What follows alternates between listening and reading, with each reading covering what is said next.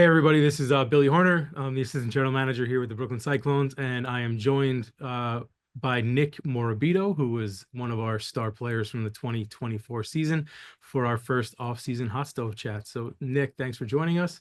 Yeah, thank you for having me on. Yeah, I'm sure this is probably one of the proudest moments of your life joining this two-man podcast here. I'm sure this is big time for you.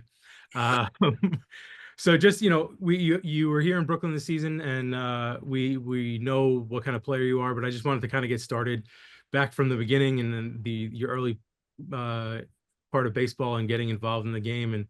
And when you were a kid growing up, was baseball your only sport? Did you play a bunch of different things, or were you focused solely on baseball?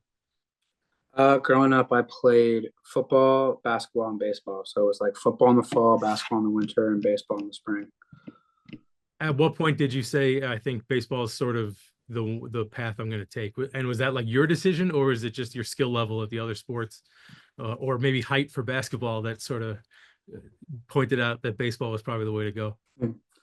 Yeah, I think baseball was always the sport that I just grew up loving the most and I enjoyed the most. So it helped that I came from a baseball family as well. So I had it in my background, and I think just from the start, I knew baseball was going to be, it was always my favorite. So yeah. Was there a game or a moment that you sort of remember where you were like, I think this might be a career for me. This isn't just a game anymore. This is something where I have a chance to get paid to do this. Like when I got to high school and started getting recruited and stuff is probably when I thought that I could make something out of it, at least just at the college level and see what happened. And one thing led to another, and I ended up getting drafted. So What was that getting drafted like? What was your sort of contact with the Mets prior to the draft? Did you have an idea that they were interested? And then when you got that phone call or you saw it, scroll across the stream online, what was that moment like for you? yeah, getting drafted was amazing, and um, I knew that the Mets were interested in me because I feel like I had been talking to them a decent amount.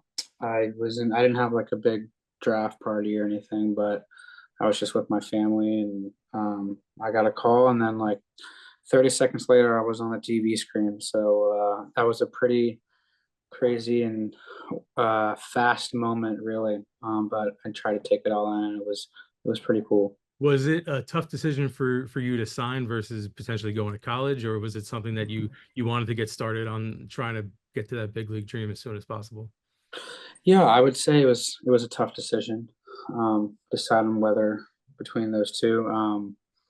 I think at the end of the day, my dream is to play in the major leagues, and I always knew I wanted to play professional baseball, and I was given an opportunity, so I took it. So you get signed your first couple years, you're in St. Lucie. What was that like for you being at a high school, and now you're on your own, sort of like your own college experience, but now baseball is an everyday thing. It's a career. It's living on your own. It's being away from home. How was that adjustment for you that first couple of years of pro ball? Yeah, I mean, going from high school to professional baseball is tough. I think for any high schooler, I think it's just tough in general. But being younger and coming out of high school, you're not as mature, and you have to make that adjustment pretty quick, whether it's on the field or off the field. Just kind of adjust into that lifestyle, and you start to learn the ins and outs of professional baseball, and just take it one day at a time. I'm always interested, for high school guys, when you're playing in high school, all the kids are on your team are from the same school, the same area, and then you sign and you're playing for the Mets organization, and you have guys from the Dominican, from Venezuela, from all these other countries. What was that like for you to sort of that dynamic of learning, all these different personalities and people from all over the world, playing for the same team? Yeah, I think it was amazing. You get to learn, everybody's background, and international guys were guys in the U.S. Everybody had their own unique story as to how they got to this certain point. Now you're all in the same boat, and it's crazy how everybody's journey can work, and how you can all end up in the same spot. So I think that's definitely the coolest part is we all share these different backgrounds and where we come from, but we're all here together. So Having been in St. Lucie for the better part of 2 years, I guess. What was it like coming here to Brooklyn and getting adjusted again, but now in a little bit of a bigger city, bigger setting? Yeah, I think, like you said, I was in St. Lucie for a while, so it was a good change of scenery for me. It was nice to come to Brooklyn and, yeah, like I said, change of scenery. I was very glad that I had gotten promoted and I was ready for the new level and the new challenges. Yeah, and I came here and I loved it. So any level that you move up, everything's just gonna get better. You sit there, you have to prepare to fail more. Um, and really, I don't think there's any like trick to getting through that or whatever it might be. The game is gonna humble you 100%. And I think not high school or college, everybody playing professional baseball realizes that. Being able to go through those experiences of failing a lot more than what I did in high school, it just kind of it puts it all into perspective for you. And just going through those experiences and those tough times, I think it ultimately, builds you as a character and makes you stronger. Was there anything in particular this year? I mean, you had such an amazing start and things just seemed to click right from the beginning. Was there anything you did differently or anything that felt differently for you this season, versus your first year and a half, I guess, playing in the organization?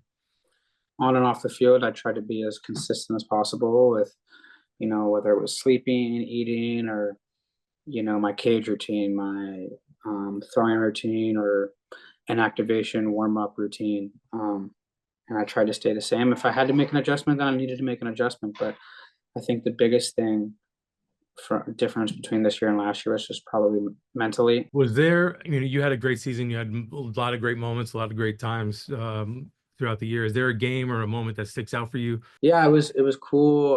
When I was in St. Lucie opening night, um, I hit a homer in the bottom of the ninth to tie the game, and it was cool because it was opening night. It was first game of the year. We were losing, and then we ended up winning that game on a walk off. Um, yeah, that was really cool. That's probably, um, it was on the first night of the year. You would hope that maybe by the end of the year you'd have more memories to think back on. But yeah, that was probably the biggest memory from this year. I mean, you set some records for us and stuff too, so yeah, it was all right. Yeah, Yeah. the year didn't end so bad for you. And I mean, at the end of the year, you end up over at City Field, and you're honored as the player of the year. And I was there during the press conference when David Stern said you were one of the most exciting players in all of minor league baseball. Like that's gotta, I mean, I'd get that probably tattooed on my forehead and walk around town with it. How was that experience for you to hear that kind of stuff from the Mets front office staff? Yeah, that's really cool. Definitely, hearing that it's definitely encouraging and cool to hear it from somebody like David Stearns. And that whole experience was great. Being able to be in the big league clubhouse and watch the game and see their pregame stuff or just even small conversations with guys. It was a really really great experience, and I'm glad I was able to take it in and be there with my family.